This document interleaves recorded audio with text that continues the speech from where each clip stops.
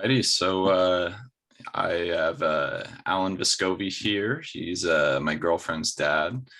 He's just going to be doing some questions with me for this interview. All right, so Alan, just want to start off with so how did you first become interested in engineering, and what kind of led you to pursue it? Well, I joined the service when I was 25 years old. I ended up going on a submarine. There was a lot of technical work on the submarine, and we actually dry docked for 2 years and installed a weapons system. And I guess between that and when I was doing work at Underway, I found that I actually really enjoyed it and then pursued it further when I got out of the service. Right on. So your schooling for that began in the Navy, correct? For that, yes. And I had then gone to school before I joined the Navy, but then the first 2 years I was actually in the Navy, they put me through school. And then when I was underway and in the dry dock, I finished my degree. nice. Right on. So you have a bachelor's in Yeah. And what's your bachelor's in? Well, I actually have a bachelor's of science. Oh, okay, nice. Perfect. All righty. And then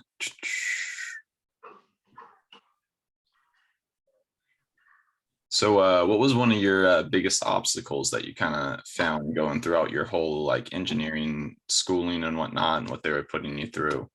And how did you overcome those? I'd say my biggest obstacle was I was actually working at the same time because I was in the Navy at the end.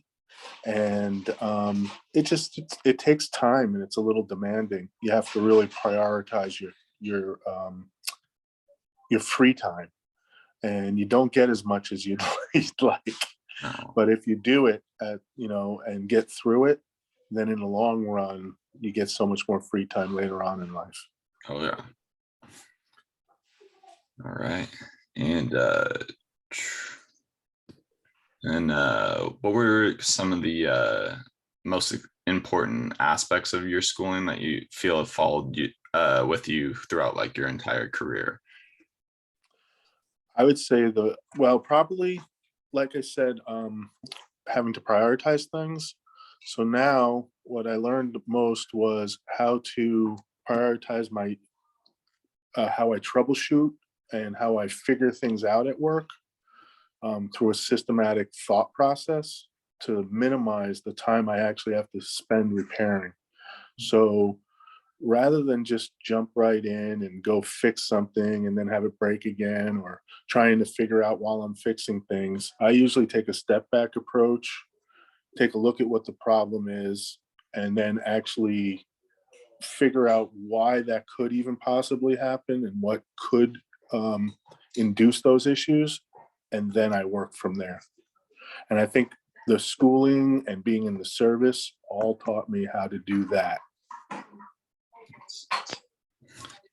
All right, so let's kind of hop into where do you work now, and what is your job title currently?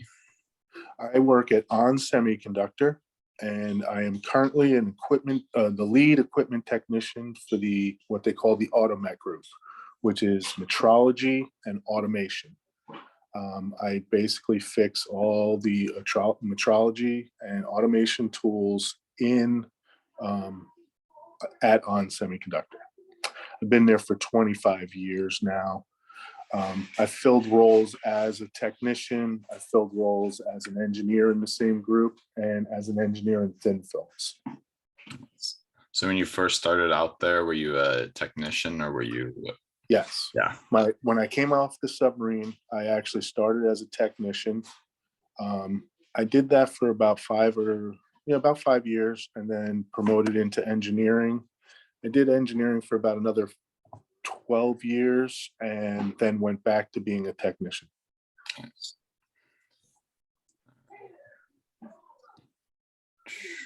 And I know you kind of touched on it a little bit, but just what does your kind of average day on the job kind of look like?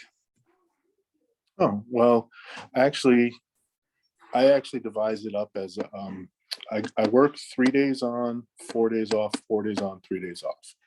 And what I usually do on the first day of that 2 week period is I take a look at what scheduled maintenance we have in that period. And I schedule it throughout those 7 days. So I'll sit down. The first thing I do is schedule those so that everyone else knows I'm going to take those tools during that time frame and do what's like preventative maintenance. The next thing I do is I look at what tools are currently not working.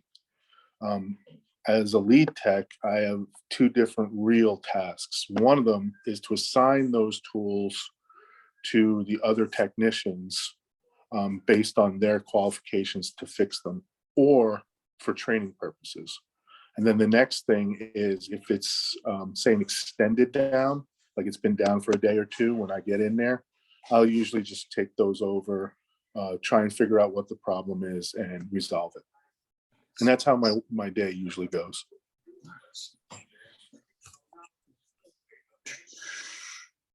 So would you say most of the engineering work that you guys are doing there, is that kind of more like mechanical based?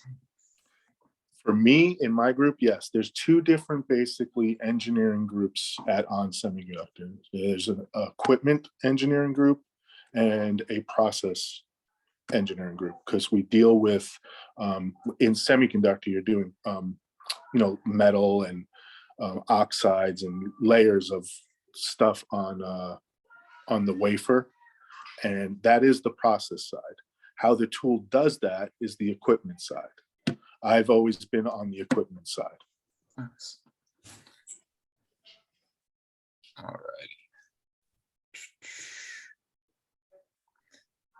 right. Where do you see kind of your field of engineering, kind of the field of it kind of advancing over the next few years? In semiconductors, constantly. Kind of on semiconductor and kind of just in general, like what are your kind of thoughts on that? Well, the field I'm in is actually always constantly trying to get more dynamic. We're trying to get smaller and smaller to meet the demands that people have for their use in computers, cars, planes, medical. So really for us, a lot of what we're doing, there's new equipment is normally what we call 300 millimeter equipment. And a lot of the stuff we have right now at onsemi is 200 millimeter. So the engineering part is making the 200 millimeter older equipment up to speed to be able to do technologies it was never supposed to be able to do. So we'll actually devise different ways and change the mechanics of these tools to optimize their use so that they have more life at this level while we're purchasing newer tools and upgrading those to get more life out of those as well.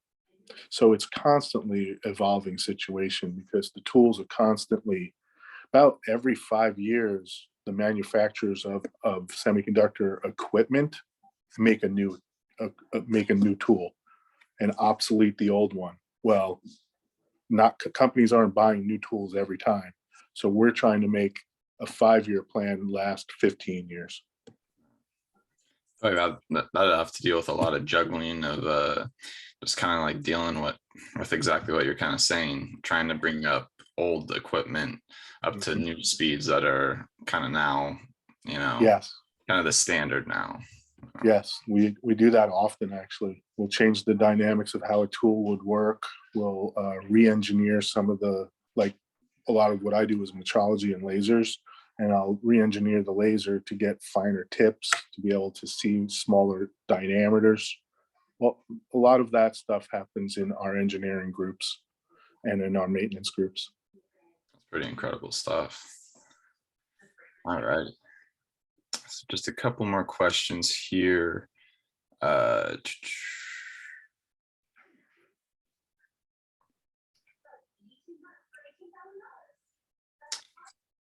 So in your opinion, what is the most important aspect of engineering?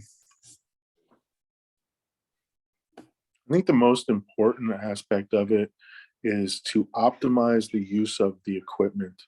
So a lot of times, a tool is made to do X, Y, and Z, and that's what it's specifically made to do. Well, how do you optimize what those X, Y, and Z are? And what if the the people who are running the tool wanted to also do something else? Can you engineer the tool to do that as well? And that's what I find the most challenging and the most enjoyable. Um, in the manufacturing of a person, a certain piece of equipment, a whole engineering team makes it as optimized as possible. But they're not actually doing the same exact stuff that we're doing. So we have to tweak it to optimize it to our uses. And that's, I'd say, the most challenging and actually the most enjoyable. It's kind of funny. I kind of this is on a much lower degree because this is an introduction to engineering class we're taking right now. But part of our final project is we're making kind of generally just making a cardboard tower, just Hmm. using all reusable cardboard and just making prototypes essentially for cardboard towers. And kind of on the surface, that can seem like a pretty, simple thing, but just kind of seeing the different kind of ways that other people were able to make use out of the cardboard, and it's some pretty incredible stuff actually. Yeah, I totally agree. I see people sometimes, and it's not, they'll just do something that you wouldn't have thought of or you didn't see. And then now you've learned it and you can apply it to the next thing you want to do. And it's fascinating field, especially when you're in groups of people, like in a school environment, because you're getting to learn not only from your teachers, but from your fellow students. Even small things like you were just talking about, the way that they decided to use the cardboard as opposed to the way that you saw it to be used. I see that every day at work, be it somebody who's been doing the job as long as I have, or somebody who's only been doing the job a year. Just the approach and the way that they did something. I'm like, wow, that was really interesting. Ready. Well, just one more question here.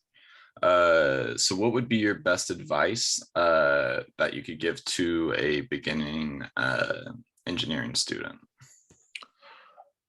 Learn from everybody. Learn from your teachers, learn from your environment, learn from their fellow students. Don't be afraid to ask questions. Constantly be trying to learn things.